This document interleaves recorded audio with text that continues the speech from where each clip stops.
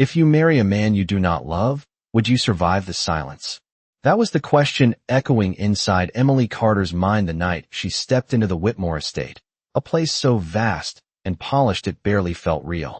The marble floors reflected the soft glow of chandeliers, and every quiet footstep she took seemed to remind her that she did not belong here. Just 3 weeks earlier, she had been living in a cramped studio apartment above a diner in Queens, counting every dollar, worrying about hospital bills, wondering how she could possibly keep her mother's treatment going. Now she stood inside one of the most powerful homes in Manhattan, wearing a wedding dress that cost more than her entire year of rent, waiting to meet the man she had just married. Daniel Whitmore, the billionaire lawyer whose name filled newspapers, whose firm dominated courtrooms across the country, and whose life had somehow collided with hers through a contract she still barely understood. The ceremony earlier that afternoon had been small and quiet, held in a private courthouse overlooking the East River. No music, no celebration, no smiling relatives, just a judge, 2 witnesses from Daniel's legal team, and a signature on a document that changed everything. Emily had repeated the vows with a steady voice, even though her hands had trembled the entire time. She had told herself it was only a deal. 1 year. 12 months of pretending to be the perfect wife in exchange for enough money to pay every hospital bill and secure her mother's future. That was the agreement. That was the reason she had said yes. But standing in the silent hallway of the Whitmore penthouse now, the reality of it pressed against her chest like a weight. A housekeeper guided her toward the master suite and quietly opened the door. The room was enormous, with floor-to-ceiling windows overlooking the glittering skyline of New York. Emily stepped inside slowly, her heels sinking into a thick cream-colored rug. She barely had time to take in the view before the door behind her opened again. Daniel Whitmore walked in with the calm confidence of a man used to controlling every room he entered. Tall, composed, dressed in a dark tailored suit despite the late hour, he looked exactly like the headlines described him: brilliant, powerful, and impossible to read. For a moment neither of them spoke. Emily realized this was the first time they had been truly alone since signing the contract. Daniel crossed the room and placed a small silver key on the marble table beside her. The quiet sound of metal against stone seemed strangely loud. Emily glanced down at it, confused. Daniel's voice was calm, steady, almost distant. "That key opens the bedroom at the end of the hall," he said. Emily blinked, trying to understand. "The guest room?" Daniel nodded once. "It will be your room." The words hung in the air longer than Emily expected. A slow wave of confusion moved through her chest. "But this is our wedding night," she said carefully. Daniel met her gaze, his expression unreadable, like a man presenting terms in a courtroom instead of speaking to his new wife. "Our marriage," he said, "exists only on paper." Emily felt her pulse quicken. She had known the marriage was arranged, known there were rules in the contract, but hearing it spoken out loud inside a quiet room overlooking the city made it feel different, colder. Daniel continued, his tone as precise as a legal argument. "There are 3 conditions you must follow while we are married." Emily said nothing. She simply waited. Daniel held her gaze for a long moment before delivering the final one. "And the most important rule," he said quietly, "is that you must never fall in love with me." Emily did not answer immediately. Daniel's words settled into the quiet room like a rule carved into stone. Never fall in love with him. It sounded less like advice and more like a warning. She looked at the silver key resting on the marble table and then back at the man who had just become her husband. 3 weeks ago, she had never even heard his voice. Now she was expected to live in his world for an entire year. "I understand," she said finally, though she was not sure that she truly did. Daniel gave a short nod, the kind a lawyer might give after confirming a clause in a contract. "Good," he replied. "The agreement works only if we both follow the conditions." Emily remembered every line of that agreement. She had read it in a quiet office 23 days earlier while rain tapped against the tall windows of Whitmore Legal Group. The document had been 20 pages long, written in careful legal language that left no room for confusion. The marriage would last exactly 12 months. They would appear together at required social and professional events. They would present themselves publicly as a devoted couple. And in return, Emily would receive financial compensation large enough to erase every hospital bill waiting on the kitchen table of her old apartment. She had stared at that number for a long time when she first saw it. It had looked unreal. Enough to cover surgery. Enough for medications. Enough to make sure her mother could continue treatment without worrying about insurance deadlines or overdue payments. Emily had signed the contract with a steady hand, even though her heart had felt as though it was moving in two different directions at once.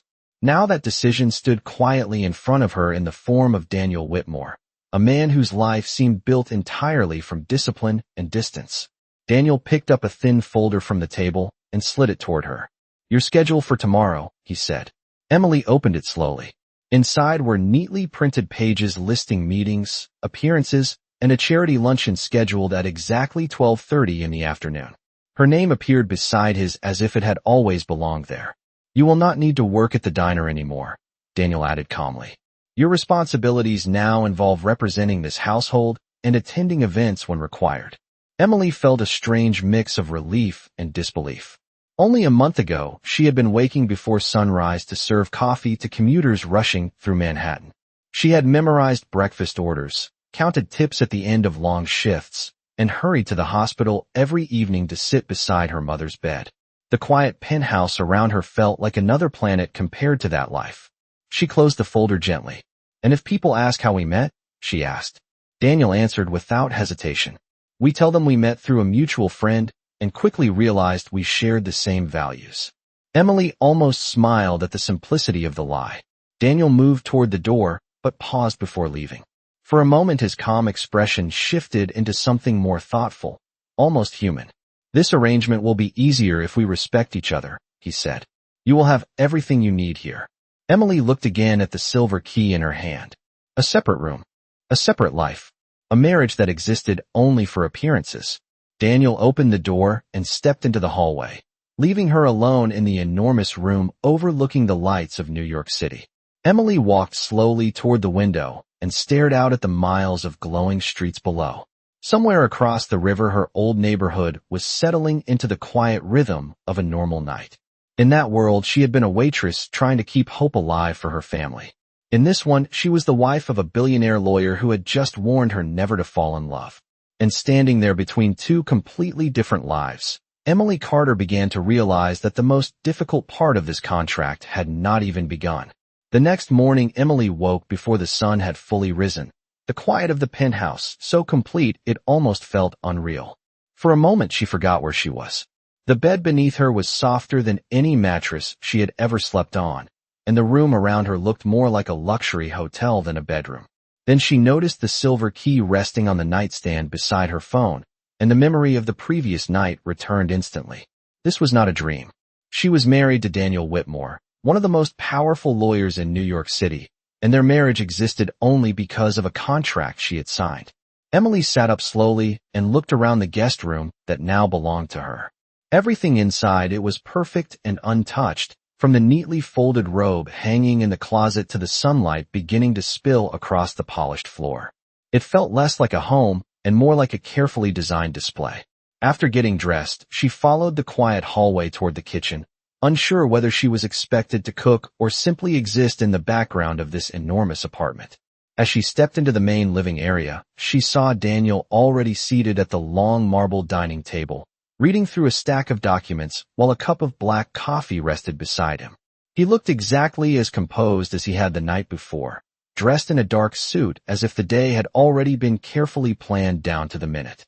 Emily hesitated before speaking. "Good morning," she said softly. Daniel glanced up from the papers and gave a small nod. "Good morning, Emily." Hearing her name in his calm voice felt strangely formal, as if they were colleagues meeting at an office instead of two people who had been married less than 24 hours.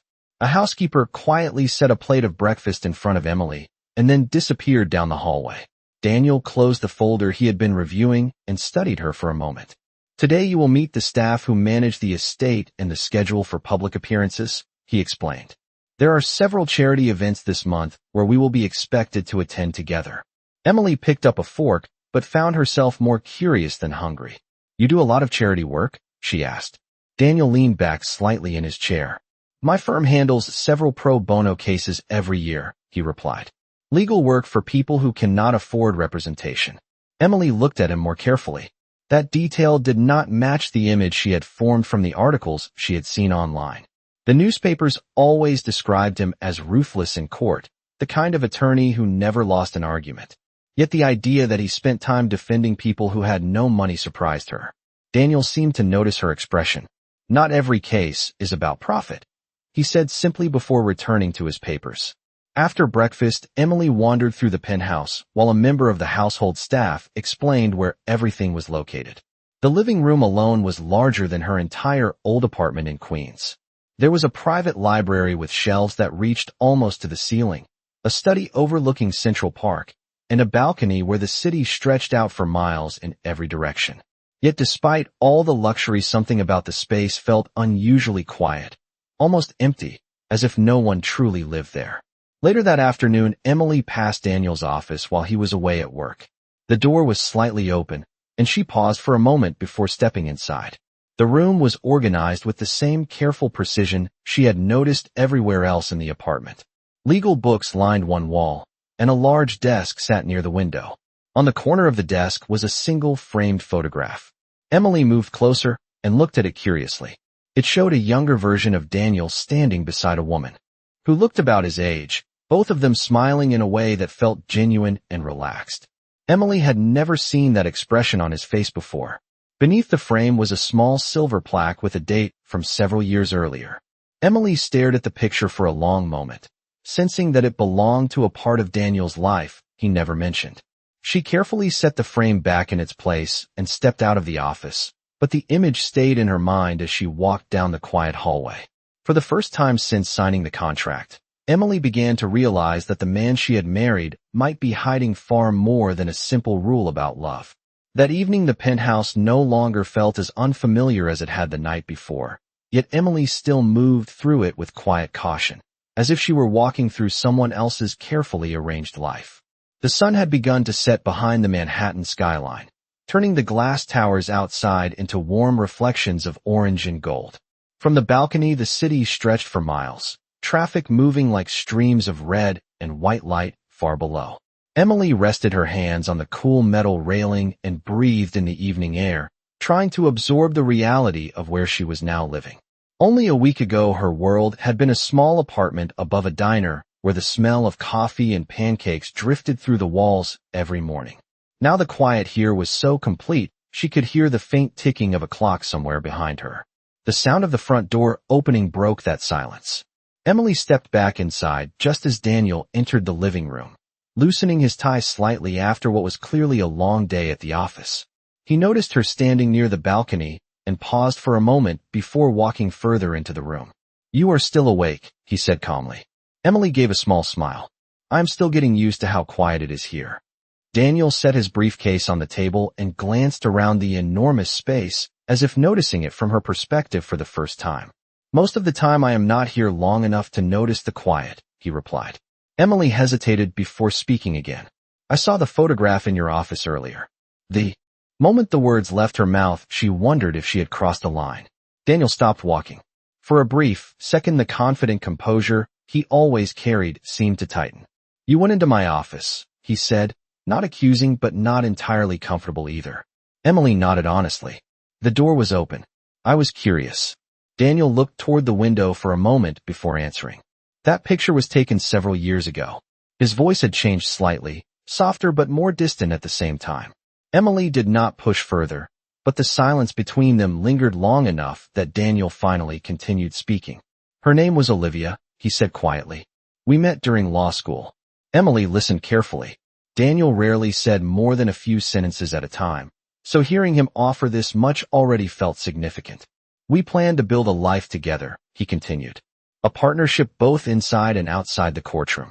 Emily could see in his expression that the memory still lived somewhere close to the surface. "What happened?" she asked gently. Daniel let out a slow breath and straightened his tie again, as if resetting himself. "She left," he said simply. "Not long after my career began to grow. She decided the life that came with my work was not the one she wanted." Emily studied his face. There was no anger in his voice, only a quiet resignation that sounded as though he had repeated that explanation to himself many times before. Daniel walked toward the kitchen counter and poured a glass of water before speaking again. That is why the condition exists in our contract, he said. Love complicates things. Expectations grow. Eventually someone gets disappointed. Emily thought about the rule he had given her on their wedding night. Never fall in love with him. Standing there now, hearing the story behind that rule, the words made more sense than they had before. Daniel turned back toward her, his expression once again composed and controlled. Our arrangement avoids those complications, he said. It is simple and clear. Emily nodded slowly, though something about the explanation left her thoughtful rather than convinced. As Daniel walked toward his office to continue working for the night, Emily remained near the balcony, watching the last light fade from the sky. She understood the rule now, at least on the surface. But deep down she could not help wondering whether the man who feared love so much had ever truly stopped wanting it. The first public event of their marriage arrived 3 days later, and Emily quickly realized that pretending to belong in Daniel Whitmore's world required far more preparation than she had expected. The charity luncheon was scheduled for 12:30 in the afternoon at the Grand Metropolitan Hotel in Midtown Manhattan, a place where polished marble floors and quiet piano music created the kind of atmosphere Emily had only seen in magazines. That morning a stylist arrived at the penthouse with garment bags and carefully arranged accessories. Emily stood in front of a tall mirror while the woman adjusted the elegant navy dress she had been asked to wear. The fabric was soft and perfectly fitted, far different from the practical clothes she had worn while working long shifts at the diner. You look wonderful, the stylist said with professional confidence before stepping away. Emily studied her reflection for a moment, almost surprised by the woman staring back at her. She still felt like the same person who had taken subway trains across the city carrying takeout coffee in one hand and hospital paperwork in the other. Yet the image in the mirror now looked like someone who belonged beside one of the most powerful attorneys in New York. When Daniel entered the living room a few minutes later, he paused briefly as he noticed her standing there. His expression remained calm as always, but there was a flicker of approval in his eyes. "The car is waiting downstairs," he said. Emily nodded and followed him toward the elevator, the quiet ride down to the street giving her just enough time to steady her thoughts. Outside, the city moved with its usual fast rhythm. Taxis passed in yellow blurs, pedestrians hurried along the sidewalks, and the warm summer air carried the distant sounds of traffic and conversation. A black sedan waited at the curb. During the drive, Daniel reviewed the details of the event with the same careful tone he used when discussing legal strategy. "Several partners from the firm will be attending," he explained. "There will also be members of the Whitmore Foundation Board." Emily listened carefully. "And what exactly should I say if someone asks about us?" she asked. Daniel glanced toward her before answering.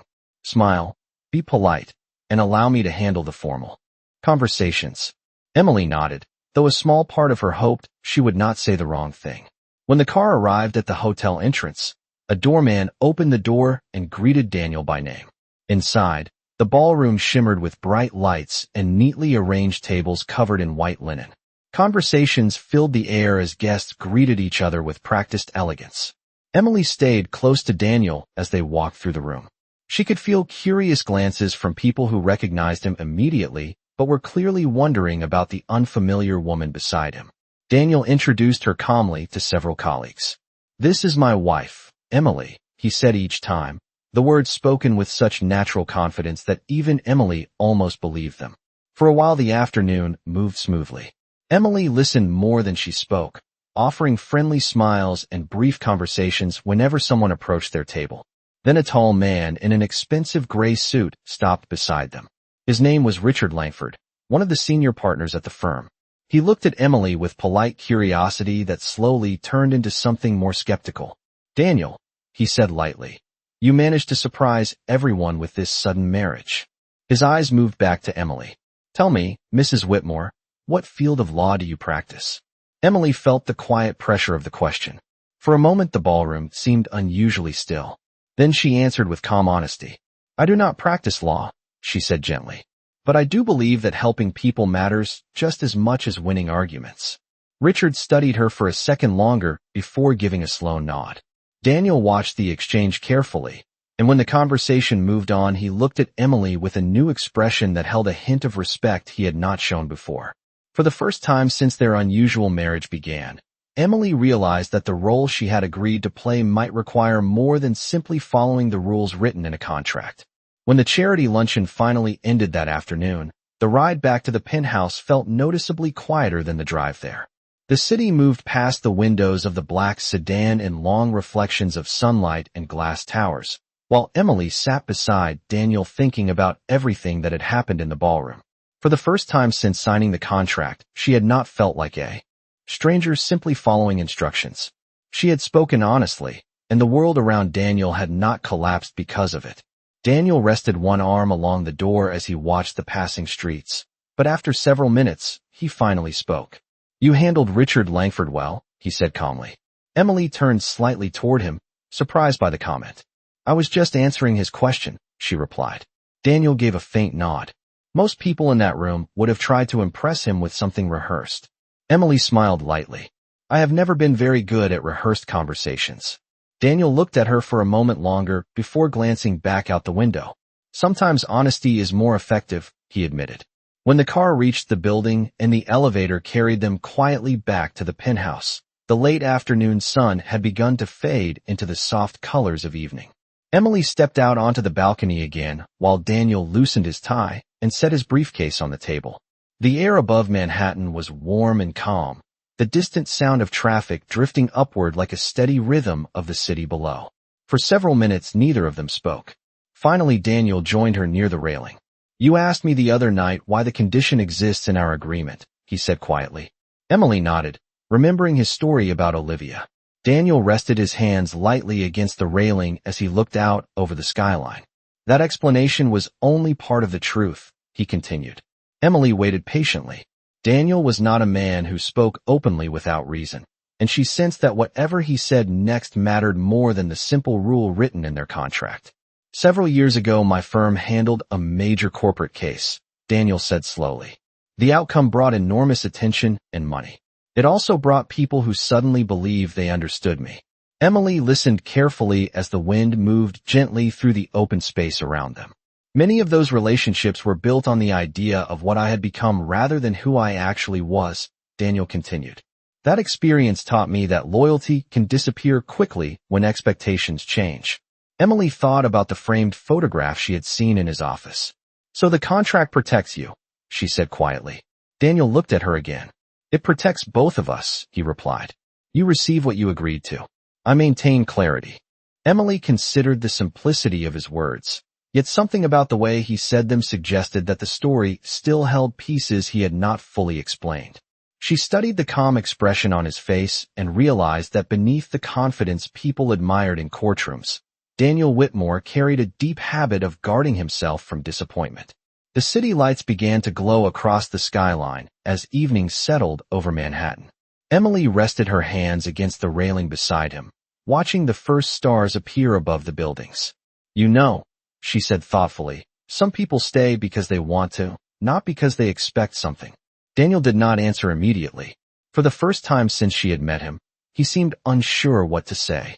And as the quiet stretched between them, Emily sensed that the invisible distance Daniel had carefully built around his life had just begun to shift. The shift in Daniel's guarded distance did not last long. 2 days later, the calm rhythm of their carefully arranged life changed without warning. That morning, Emily had been sitting at the kitchen island reading through the schedule for the upcoming week when Daniel's phone began ringing repeatedly across the marble counter. The sound echoed sharply in the quiet room. Daniel glanced at the screen and answered with his usual composed tone, but Emily immediately noticed the tension in his posture. "Yes," he said calmly. "Send me the link." He ended the call and opened a message that had just appeared on his phone. For a brief moment, the color drained slightly from his face. Emily watched him carefully. "Is everything all right?" she asked. Daniel did not answer right away. Instead, he handed the phone across the counter so she could see the screen. An online news article filled the display, its bold headline spreading across the top of the page. Beneath the headline was a photograph of Daniel and Emily leaving the courthouse on their wedding day. The article was short but direct. It suggested that Daniel Whitmore's sudden marriage had not been romantic at all, but part of a calculated legal arrangement.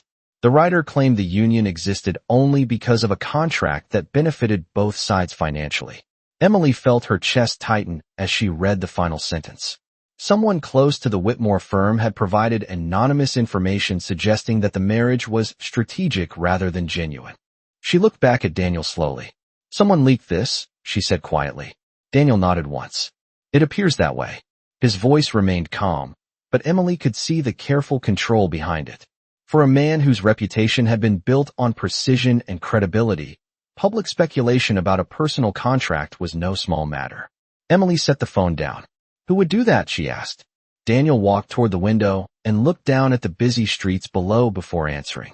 "There are many people who benefit from destabilizing someone in my position," he said. Emily sensed there was more to the story than that. Later that afternoon, the tension inside the penthouse grew heavier when another visitor arrived unexpectedly. The housekeeper announced the name before the woman even entered the room. "Ms. Victoria Whitmore is here to see you." Emily turned toward the doorway just as a tall woman in an elegant cream coat stepped confidently into the living room. Her posture carried the same composed authority Daniel had, but her eyes were sharper and more direct. Victoria Whitmore was Daniel's cousin and one of the senior investors connected to the Whitmore Foundation. She stopped a few feet away from them and studied Emily with open curiosity. "So you must be the mysterious wife everyone is talking about," Victoria said with a polite smile that did not quite reach her eyes. Daniel remained calm. "Victoria, if you came here to discuss the article, we can handle it privately." Victoria folded her arms lightly. "Oh, Daniel, I am sure you can handle it," she replied. "But the board is less interested in your confidence and more interested in your judgment." Her gaze shifted briefly toward Emily. When people begin questioning whether a marriage is real or simply another business arrangement, it can create complications. Emily felt the weight of those words. Victoria turned back toward Daniel, especially when inheritance decisions are involved. The room grew quiet after she said it. Emily glanced between them, realizing that the contract she had signed might be connected to something far larger than hospital bills or social appearances. And as Victoria's calm smile lingered in the air, Emily suddenly understood that the fragile balance of their unusual marriage had just become a battlefield neither of them had expected. Victoria Whitmore did not stay long after delivering her message, but the quiet tension she left behind remained in the penthouse long after the door closed. Emily stood near the living room window watching the city lights flicker across the evening skyline, while Daniel remained near the dining table, his phone pressed to his ear as he spoke with someone from his firm. His voice stayed controlled and measured, yet Emily could hear the seriousness behind every word. "No public response yet," he said firmly. "If we react too quickly, it confirms speculation." After a moment, he ended the call and set the phone down slowly. Emily turned toward him. "Your cousin seemed very confident about that article," she said gently. Daniel exhaled and loosened his tie, the first visible sign that the situation had truly affected him. "Victoria has always understood how to apply pressure when it benefits her," he replied. Emily walked closer. She mentioned inheritance. Daniel rested his hands on the back of the chair for a moment before answering. "The Whitmore Foundation controls a large portion of our family assets," he explained. "The board believes stability in my personal life reflects stability in the firm." Emily thought about the contract again, about the sudden marriage that had seemed like a strange opportunity when she first signed the papers. "So marrying someone unexpectedly made them nervous," she said. Daniel nodded. "Especially when they do not know you." Emily felt a quiet weight settle in her chest. "And now they believe the marriage is not real." Daniel looked at her carefully before speaking again. "It was never meant to be real," he said calmly. The words were not cruel, yet they still carried a sharp honesty that lingered in the room. Emily understood he was only repeating the agreement they had both accepted, but hearing it again now felt different. Outside the windows, the lights of Manhattan shimmered like distant stars. Emily folded her arms lightly as she stared toward the skyline. "People are already questioning your judgment," she said. Victoria made that very clear. Daniel walked toward the balcony door and opened it, letting the cool evening air move quietly through the room. "The board meeting is next week," he said. "They will expect reassurance." Emily turned toward him. "And how do you plan to give them that?" Daniel hesitated for a brief moment before answering. "By showing them exactly what they expect to see." Emily studied his expression carefully. "You mean proving that?" "Our marriage is convincing." Daniel did not deny it. Appearances matter in my world, he replied. Emily stepped onto the balcony beside him. The city below stretched endlessly beneath the dark sky, its constant movement reminding her that thousands of lives were unfolding beyond this quiet conversation. Then we should make it convincing, she said thoughtfully. Daniel looked at her with mild surprise. You are suggesting we help the illusion. Emily nodded slowly. If the board believes this marriage makes you stronger, then let them believe it. Daniel considered her words carefully. For a long moment, neither of them spoke. Finally, he gave a small nod. There is a foundation gala this weekend, he said. It will be attended by the entire board. Emily understood what he meant immediately. Then that is where we show them, she replied. Daniel's expression softened slightly as he studied her. The woman he had married through a calculated agreement was now standing beside him, offering something he had not expected. Loyalty. As the quiet air moved around them on the balcony overlooking Manhattan, Daniel realized that the carefully controlled contract he had written might be evolving into something far more complicated than he had planned.